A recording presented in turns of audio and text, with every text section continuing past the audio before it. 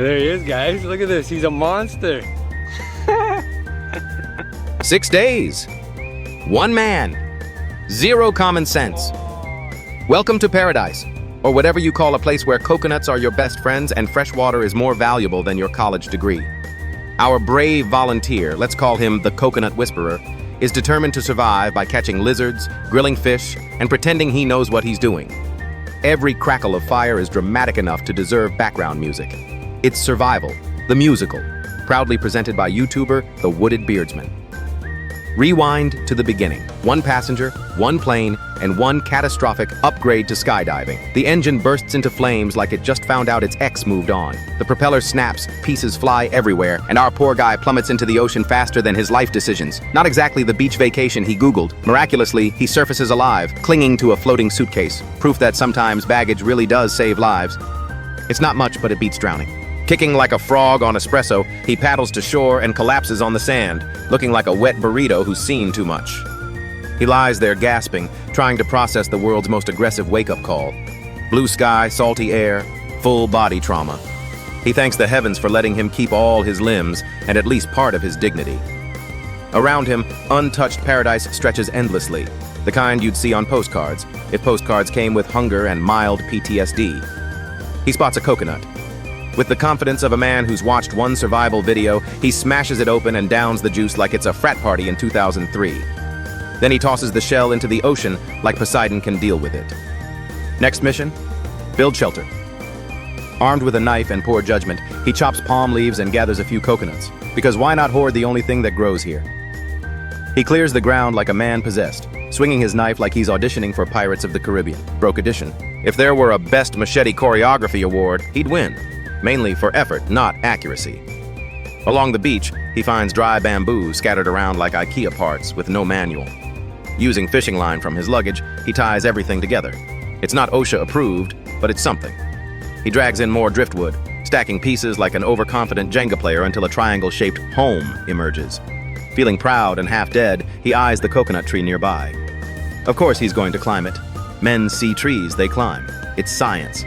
Up he goes. Step by step, faster than a toddler chasing candy. From above, he looks majestic, a sweaty Tarzan with tax problems. He plucks the coconuts and drops them down safely before sliding back to earth like it's a casual Tuesday. Victory tastes like dehydration.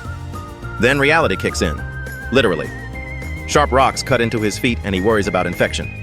For 3 seconds, he cracks another coconut, takes a long sip, and relaxes on the sand like an influencer waiting for likes that'll never come. Back at the shelter, he surveys his masterpiece, if masterpiece means chicken coop with dreams. Determined to improve it, he sharpens his knife like a blacksmith who believes in second chances. The blade gleams, ready to commit to another round of questionable engineering. He slices palm leaves into perfect strips, weaving them with monk, like focus. If survival had a craft competition, he'd take first place in best effort, worst outcome. He keeps going, leaf after leaf, sweat dripping like motivation leaving his body. At last, the roof takes shape, something between rustic charm and desperate DIY. He sighs, realizing he's only 30% done. His dream of an island villa is still just a pile of coconuts and broken promises. Spotting another tree, he attempts a repeat performance, balancing on a trunk so thin it's basically a joke. The coconuts above are still too young, kind of like his life choices. Then he notices one lying in the sand nearby. For a brief moment, joy, until he realizes it fell on its own. Not his catch. Nature just threw him a pity prize. Still convinced hard work can fix hunger, he grabs a knife and cracks another coconut, because denial is the first stage of survival. He scrapes the meat like a man auditioning for Top Chef, Desperate Edition. A few bites later, he rewards himself with a swim that's equal parts shower, therapy, and quiet meltdown. Back on shore, he spreads palm leaves for flooring and instantly learns that dry leaves feel like sleeping on angry cornflakes. His spine files an official complaint. Determined, he adds another layer of leaves, hoping Eco Mattress 2.0 will hurt slightly less. Once upgraded from torture slab to mild regret, he scoops the last bits of coconut meat, because frugality looks noble when you're starving. Rest can wait. He's too busy setting a trap that probably won't work but makes him feel productive. Testing it with a stick, he nods proudly. Engineer of the year. For bait, he grabs another coconut. Rotten, of course. The island laughs. Marching inland, he finds a fresh one, statistically rarer than finding a clean gas station restroom. Hope restored. He cracks it open, edible, and digs a pit to hide the trap like a wannabe MacGyver with trust issues. A little water for realism. It doesn't leak out. We're just gonna tie this off. Next mission. Fire. He spins a stick between his palms with monk-level focus, face serious, arms flailing like an over-caffeinated drummer. Minutes pass, sweat pours, smoke teases. Then, miracle, one fragile wisp. His eyes light up, so does everything else. Fire erupts, and for a glorious moment he's mankind's hero. Then the heat slaps him back to reality. Congratulations, you've invented discomfort. Dripping sweat, he spots yet another coconut, because this island runs on coconuts the way America runs on caffeine and bad decisions. He swings, and the coconut fights back, spraying him in the face. Comedy writes itself. Mother, you know what? Just squirted me in the face. Ooh, that feels kind of cool.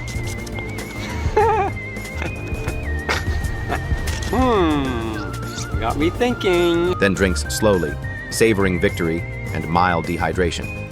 Not wasting a bite, he gnaws the meat while staring at the horizon, wondering if he's winning or just slowly losing Wi-Fi. Later, wandering the beach, he discovers a fallen palm tree lying dramatically in the sand. Treasure? Nope, no coconuts attached. Just another beautiful disappointment. He heads back as the sunset paints his shaky hut gold, proof that nature has a cruel sense of humor. Unwilling to waste daylight, he redecorates his studio hut with dry fronds for that rustic meets regret vibe. Then, a crab strolls by. Naturally, he tries to mess with it, because what else is there to do? The crab flees in terror, only for an entire crab army to charge out like tiny soldiers in a seafood uprising. Outnumbered, he scoops sand in panic. It works, briefly, until they vanish underground like tiny mob bosses. Come on, fight me, buddy. Fight me. Dukes up. Put your dukes up. Yeah, put your dukes up. Oh, yeah? You can't go in that hole. It's already taken. Or you can go in that hole. Hey, buddy, you want to fight? Morning comes. He sits on a log, realizing 6 days of effort have produced little more than back pain and coconut shells. Self-reflection hits harder than hunger. Still, despair doesn't light fires. He hauls the same log to the pit, ready for Man vs. Fire 2.0. Gathering debris, he cracks another coconut, because at this point it's muscle memory, and drinks like it's cheap champagne. Then, as always, he ends the day where he started. Last night he went to pee 8 times, an impressive record for someone drinking nothing but coconuts. He's now half convinced he's either hydrated to immortality or dying slowly from potassium overload. Still, he grabs his fishing rod like a man with a purpose, or at least a distraction, and marches toward the sea. The plan: catch lunch before his kidneys quit first. Casting the line, he starts teasing the fish by twitching the bait back and forth, because even underwater creatures deserve to be mildly annoyed. Finally, success. One fat grouper on the hook. Just a little grouper, I think. We'll take it. It fought like a bigger fish, but...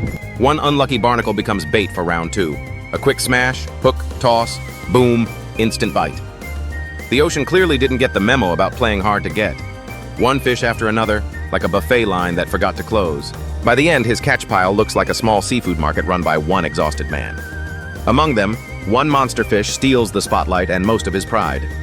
Feeling accomplished, he heads inland to check the trap he set days ago, only to find it untouched. Apparently, the entire forest took a day off. Disappointed but undefeated, he heads back, grabbing a few coconut scraps on the way. At camp, he smokes the fish over a makeshift grill and boils coconut water into what he proudly calls coconut porridge, basically dessert that gave up halfway through being food. The smell spreads across the island like hope. One bite later, he realizes the coconut's still tough, so he reboils it, because nothing says gourmet like overcooked tropical sadness. He saves the hard shell, because every inventor needs materials for his next bad idea. Sipping the leftover broth, he smiles like a man pretending it's soup, not survival. The fish, now perfectly roasted, gets a sprinkle of salt. Yes, he brought salt, because priorities. The flavor nearly brings him to tears, either from nostalgia or sodium overload. Not dry, it's like, I don't even know how to describe it, it's just beautiful. I'm literally half crying over a fish.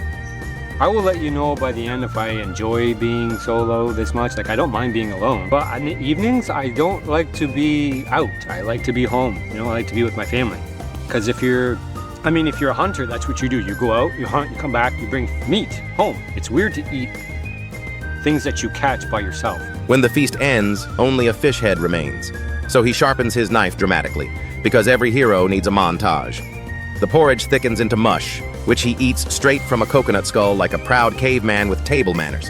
Then he builds a bamboo tripod to hang his pot, MasterChef Apocalypse Edition. Before he can admire his setup, a goose and a pelican appear, just long enough to ruin his day and fly off laughing. Curious, he wanders near a trash pile and finds a coconut that's sprouted leaves, proof that even coconuts have a better future plan. Inside, fresh coconut embryo, which he eats instantly, because diet variety is a myth here. A quick swim later, he heads back for a nap, only to wake up sweating like a rotisserie chicken. Peering into the forest, he thinks he sees something. Because obviously, why sleep when you can hallucinate? Moments later, he's back by the sea, pretending deep reflection while hoarding more coconuts for future experiments. Splitting them open, he discovers a treasure trove of creamy coconut hearts and smiles like a man who's just met his soulmate in produce form. We are on to the most delicious food I found so far. This is the most delicious. This finally is peak island cuisine. He savors it, rinses off, and collapses in his hut as the night fills with scuttling crabs, staging another midnight rave. Falling all over me. They're like, they don't care. They care when you put the light on, but when there's one, like, get away. They don't know which direction to go. This thing's gonna freaking climb on me. Go. Over the next few days, he upgrades his real estate, turning sticks and leaves into something that almost qualifies as housing. Morning comes and the ants arrive by the thousands, turning his feet into a theme park. Oh, they're all over my shoes now. Damn it. Even his precious coconut hearts get raided.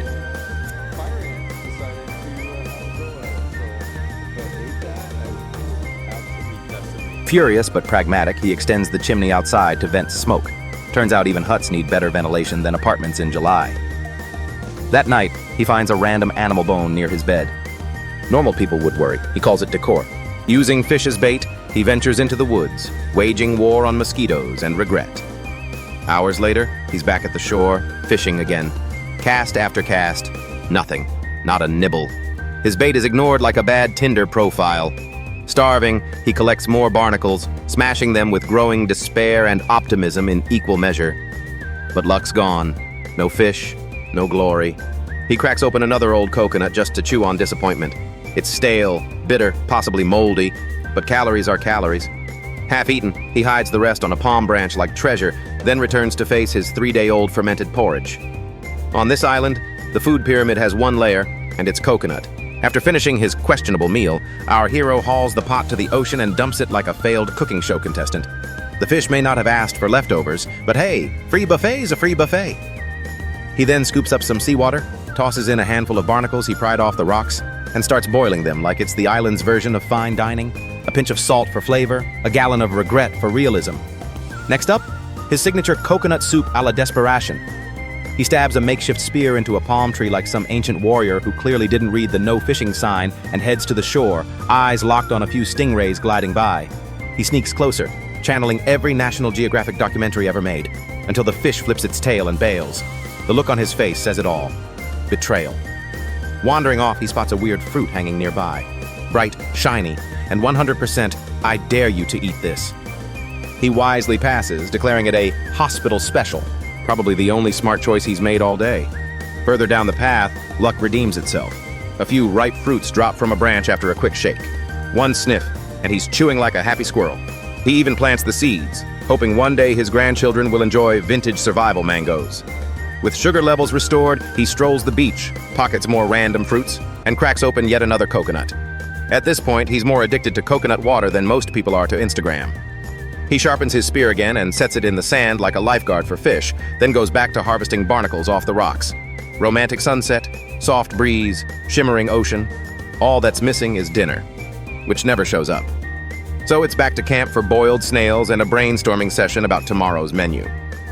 He whips up a handmade trap that looks part survival gear, part failed Etsy project. Later, he checks another trap and nearly jumps out of his flip-flops. A massive lizard's wedged inside a tree hollow. He rigs a rope trap like a cartoon cat setting up for Tom and Jerry, waiting for the perfect moment. but the reptile refuses to move. Hours pass. He's one match away from barbecuing the entire tree out of frustration. Smoke fills the air, not to roast the lizard, just to politely encourage it. Instead, a flock of bats flies out like it's Black Friday at Walmart. The lizard still refuses to cooperate, so he heads home, eats another round of sad coconut stew, and dreams of breakfast buffets. Morning comes. He checks his traps. Jackpot, a purple crab. Breakfast, however, is still mostly coconut, now featuring expired bread mold as garnish. He cracks open a few more, some good, some so foul they could legally be classified as biohazards. One even oozes white foam, like toothpaste left in the sun. The smell, pure heartbreak and bad decisions. Oh, it's freaking rotten. And I got it all over my shirt. Oh, I'm gonna smell like horse dookie all day now. Oh.